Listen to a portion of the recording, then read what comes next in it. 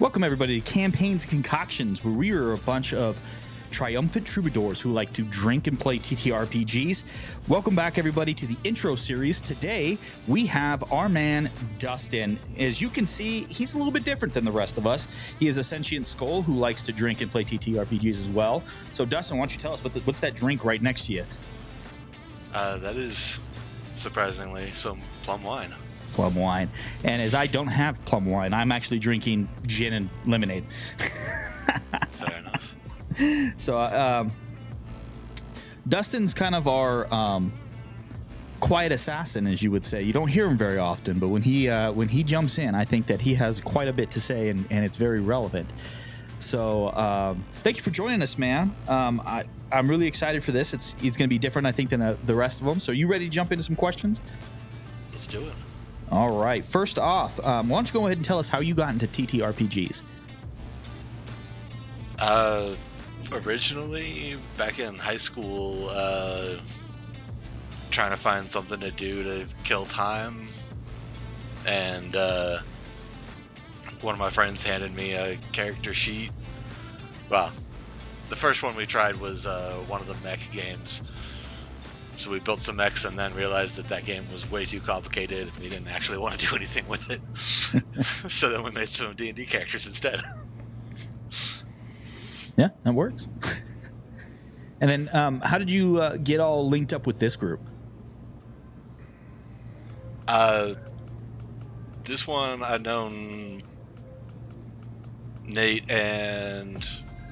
John, and Curtis, I think, were the first few that Nate and I decided we wanted to play a game, and started putting stuff together, grabbing all the nerds we knew. There were a few other people involved to begin with, and they dropped out of the table, and as they dropped out, we invited more people, and that's how we got everybody now. Yeah. Well, and in the weirdness of nerd world, Dustin and I actually came to find out we actually knew each other as kids, like a long time ago. It really is a small world, right? Yeah, so cool. That was considering you got invited by John, and she's like, "Yeah, that's Morgan. It's a cool guy." And then it wasn't until I went over to your parents' house at one point and I was like, oh. Yeah, it was wild. It was like, what's your last name? Redacted last name. And he's like, oh, are you from this place? Yes. So long story short on that one, people, be nice, because you never know when you're going to meet people again.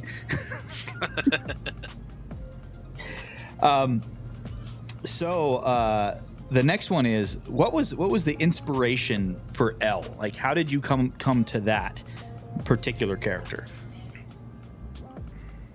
As soon as that officially dropped an artificer class, that I knew I wanted to play that. Even before they dropped a UA for artificer, we tried to make one out of forge clerics. Well, before there was forge cleric, we tried to make one.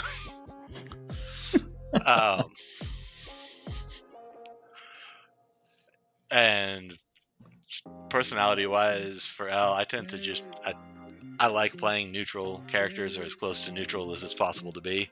Mm-hmm. And I hadn't played a gnome before that I can remember. So gnomes are cool. I do like gnomes. Just kind of continue on that. Just kind of an unscripted question here.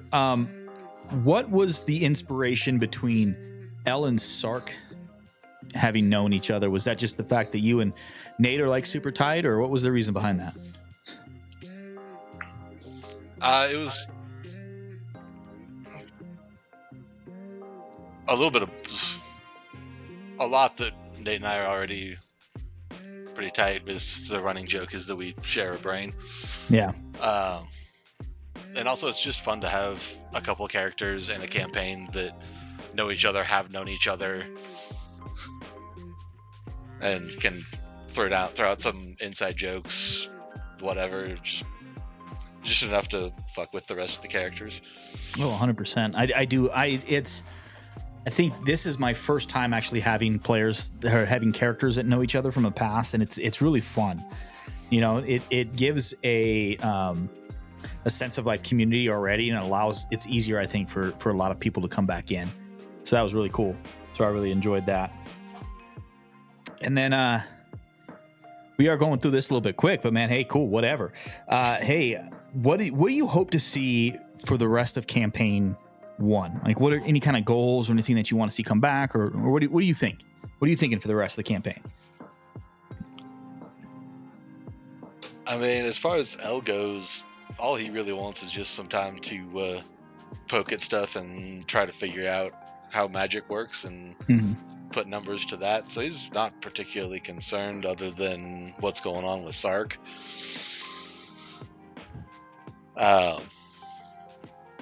He definitely wants some closure for that for Sark, but for me as a player, I want to go punch some gods. I'm not gonna lie. That's fair. That's fair. I think that has been the theme that started as a joke, and then we're gonna go and maybe punch some gods. I actually think that's a cool idea. Who knows? Maybe we will. I've got some stuff that I'm hoping you guys can pick up on and get going, and that's a possible. Maybe not gods, but definitely powerful celestial beings. So cool, man. Well, I know. Hey, so this was really quick, but I know I really appreciate you coming on and taking a little bit of time to give us a little bit of introduction to yourself. So Dustin, our sentient skull, is here. Unless you want to explain how you became a sentient skull, I mean, we can do that. But other than that, I really just want to say thank you for joining us, man. I mean, bodies just get annoying sometimes. That's fair. Take a break every once in a while. Well, awesome, man. So as always, everybody, if you want to join us in a more interactive way, you can click the links below. Point. And until next time, y'all, drink well. Drink well.